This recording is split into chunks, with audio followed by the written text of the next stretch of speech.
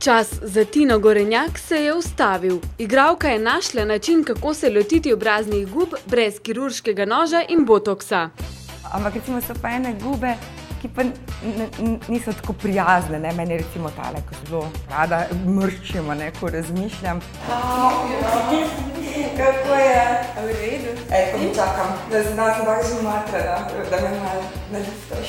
Gremo, pa je del. Ja. Jaz sem se mečkam tudi hecala, ko sem prvič prišla na teen lifting, če si lahko naročim usta kot Severina, ne? Pa se je Sanja tako smejala, rekla, ne, tega ne moreš imeti, lahko imaš pa svoja, maksimalno poudarjena. Ne? Tina se enkrat mesečno prepusti strokovnim rokam Silvije. Z jogo ne dosežeš niti približno vseh mišic, ne? Medtem kot tele vidiš. Tele recimo krožna mišica dela, mišica okrog ust dela, to vidiš, ne? Tudi pri Tini se bo videl več kot očitno. Ne, to ni srednjeveška mučilna naprava, ampak elektrode, ki stimulirajo obrazne mišice in jih natrenirajo.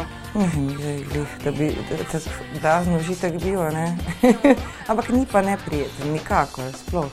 Recimo tako, da bi delal, ne vem, kaj ne rečem zdaj, 100 trebušnjakov in pa se sprostiš, čisto prav isto je, ne? Po 40 minutah je terapija končana.